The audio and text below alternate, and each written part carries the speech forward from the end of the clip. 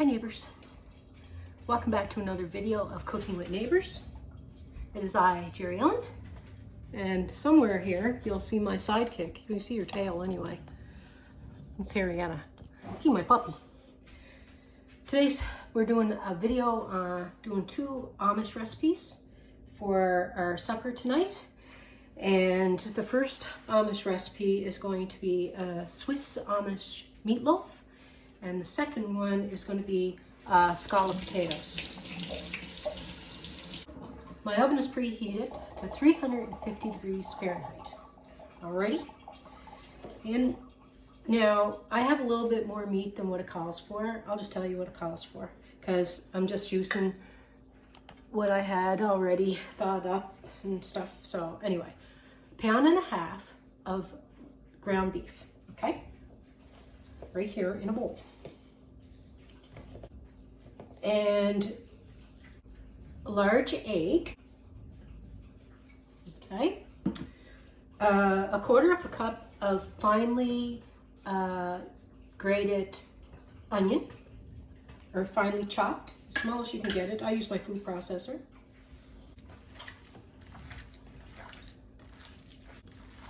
Just mixing that up a little. My egg was like a jumbo egg. 1 cup of crushed up Ritz crackers. Usually I mix the milk with it, but I'm going to pour the milk over it. 1/2 cup of evaporated milk.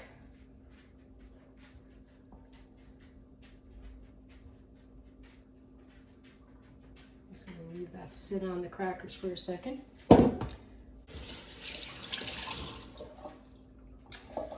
Some pepper, probably like 1/2 teaspoon, and a teaspoon of salt.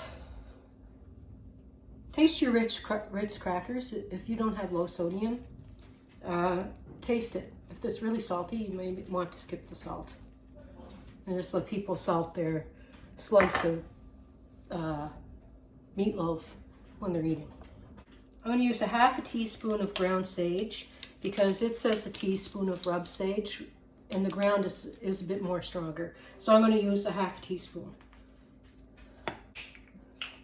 I'm going to start mixing this through a little.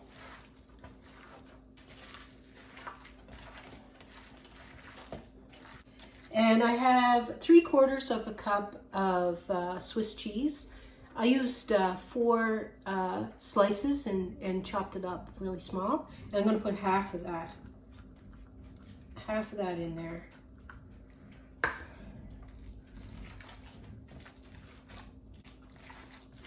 Yeah, my family's looking forward to this. They're looking forward to this. Well, they love meatloaf. And I make a few different ones. So they're looking forward to this. I'm gonna wash my hands again. Because I keep washing and cleaning as I go. That's what I do. That's what I do.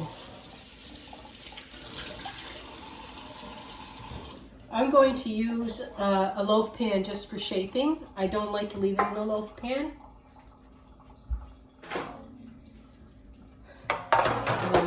And I'm going to put it in this here pan that I have. I like getting the little air pockets out and stuff like that, just so it holds together. A chef once told me that, to slap it. And if I have bigger cuts of onion, because you want to have time for the onion to cook, I'm going by the recipe here, but I think I said it in my Cracker Barrel one. Caramelize your onions, get a lot of flavor out of them that way, and then mix it in with your beef, and you will not get heartburn. These are finely, I use the food processor to give them time to cook because, yeah, Jerry don't want heartburn. So then I can't enjoy my meatloaf.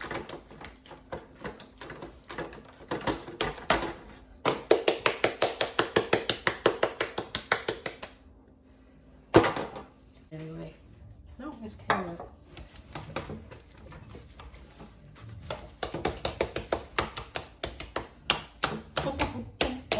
Okay, wash my hands. I'm gonna put, oh, you can't see that.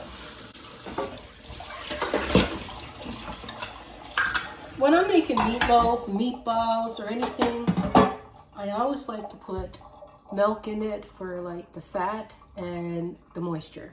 If I don't use milk, then I use water, because that way you won't end up with a dense, harder meatloaf or meatball. Okay, now I gotta put some bacon on this baby. Put some bacon on there. I have, in the month of March, I'm going to make recipes that I have been making for my family that they really like. And I hope you will too.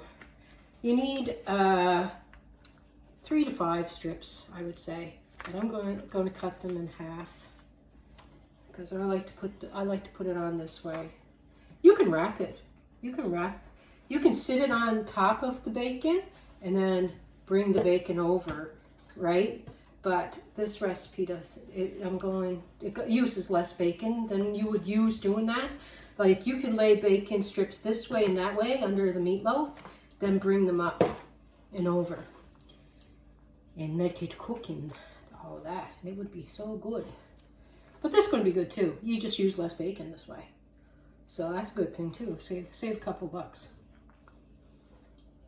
Shave a couple of bananas.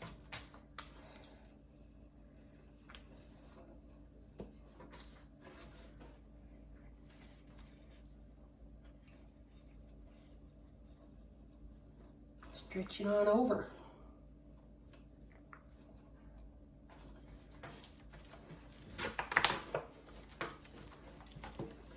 She's a beauty. And I'm going to throw this in. 1 second. Wash my hands quickly again.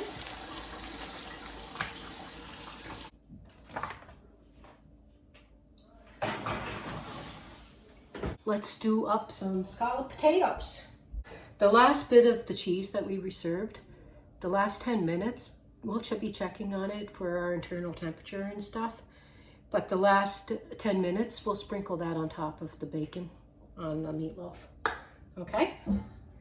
Now feel free to add garlic powder or whatever to your meatloaf, okay? Okay, I'm using this here pan to melt a good 3 tablespoons of butter in. So how is everyone doing? Turn that down a little bit. I'm going to put 2 tablespoons of flour. I ended up putting another tablespoon of flour in off camera. Warming up my milk.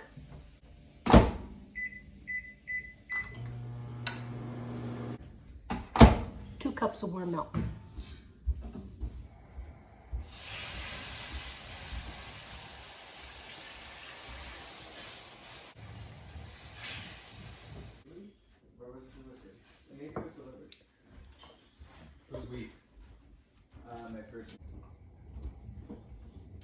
Hey, Dad?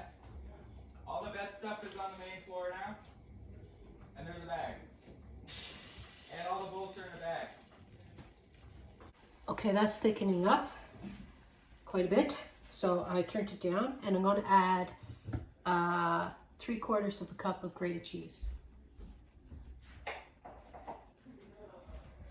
I have some cheddar and mozzarella in my fridge, so that's what I'm using. I'm going to turn off the heat now because there's enough heat in it and it's thickened up enough. It's like a runny mashed potato kind of thing, thickness. And you can taste it for your salt, which I'm going to do because now that my cheese is at it, and it needs salt, and you want a good amount, not overkill, but because you have potatoes. Yeah? Yeah? Might want to vacuum. Yeah, I'm just doing a video. Oh, okay. Yeah, so there's vacuum over there. Alright. I mean, tell us when we can vacuum? Oh, you can vacuum now if you want. I just can't stop doing this, that's all. My mom used to make scalloped potatoes like this. Butter up a pan. This is a bit smaller than a 9x13 because I like lots of layers, but you could use 9x13 for sure. I use 6 medium-sized potatoes.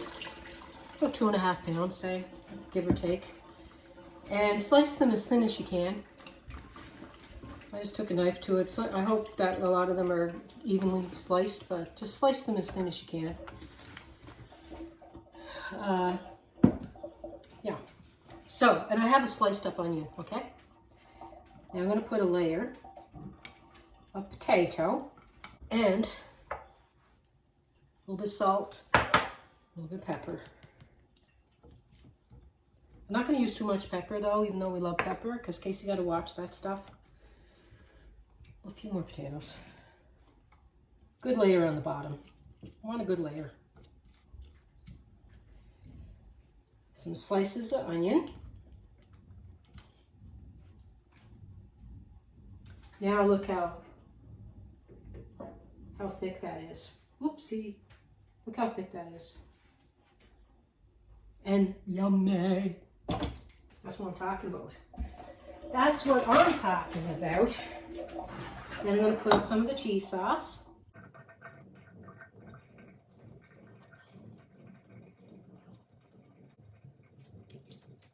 And then some more potato. Some more onion. I have no salt left in that. For heaven's sakes, Jerry.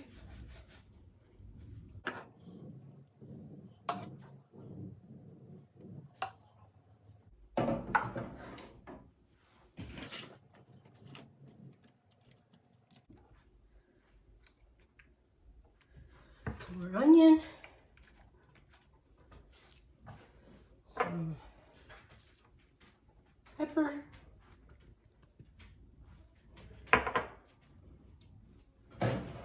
I'll skip the salt on this layer.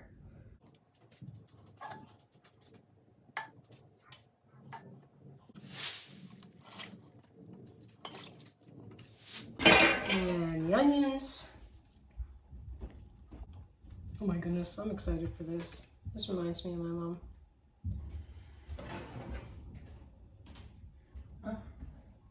Oh, sorry. That's okay.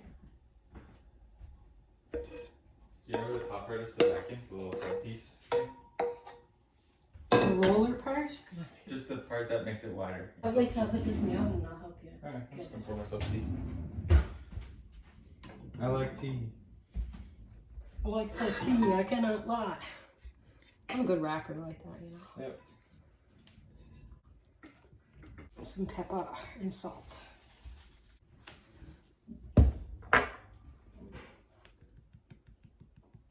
Okay, so now this, the onions are going to let out some liquid, the potatoes a little bit, you know.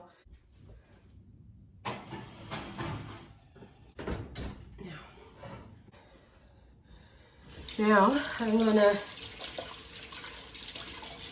start doing my dishes. Excuse me. So, neighbors, your potatoes, you got all your prep work done, your meatloaf is in there. Looks like the light is washing me out here.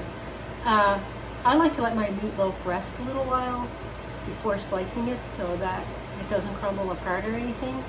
So you can wait until like your meatloaf is halfway cooked, Mark, say, and then put in your potatoes. That way it can be resting while your potatoes are finishing. I'm just doing up some peas and carrots for another side with it. So I like three sides with my meat. So just got carrots and peas, so I'll count it as 2 today. Okay, so I'm still doing dishes and tidying up, but a little tip. When you're making a meatloaf, don't cook it at a high temperature. Don't do 375, 400, or 425 or anything like that. For your meatloaf to stay nice and juicy and stuff, like not dry out on you, 325, 350, max 350. Okay, but 325 ideally. 350 I don't mind. My potatoes needed a 350 oven, so I don't mind putting the meatloaf in a 350. I know the recipe calls for 350 anyway, but 325 to 350, like I say, 350 max. And I didn't record it. Friends, neighbors. I just put the remaining cheese on top and putting it in for 10 more minutes. I was saying to my sister, like even if we put the cheese slices on top, if you chopped up 2 of the slices for in the meatloaf and then left 2 slices just to leave long strips over the meatloaf, doesn't matter, it's all gonna melt anyway, but just a thought. Depending on how thick or thin your potatoes are, it might take more or less time, okay? And how your oven is. You want the potatoes to be soft. Both of the recipes took an hour and 10, hour and 15. Look at this goodness. I decided to put the vegetables around it because it just looks nicer. And it'll warm up my veggies. And I also decided that I broke up one more piece of Swiss cheese and put that on. But my gosh, my gosh, it smells so good. Take a tiny tasty poo because I want to eat with the family. But these potatoes are so creamy. You're going to love this. If you make this, you're actually really going to enjoy it. I mean it. I just want to have a little tasty poo of this.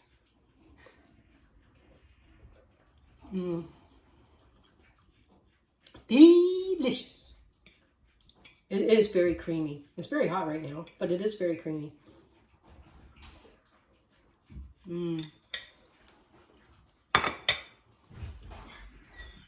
So I'm just going to take a little piece of the end. I'm just going to put that right there. Just have a little tasty poo of that. Don't want to disappoint us. Don't do a tasty poo. There you go.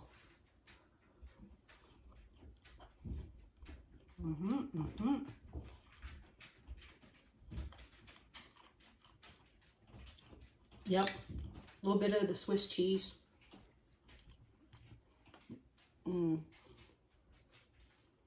Tastes very good. Tastes very good. My doggy wants to bark. Anyway, I have some recipes coming out. Fridays, I'm going to try to do a fish recipe over Lent. So every Friday, I'm going to try my best to put up a fish recipe, starting with this Friday. Also, I still have to put out, before next week, the 4-ingredient 3 recipes in one video. And anyway, I love yous. I think you're wonderful. Thank you for being here, for giving me a piece of your day. I appreciate it. Peace, love, God bless, and please come back again. I would really appreciate it. Bye, y'all.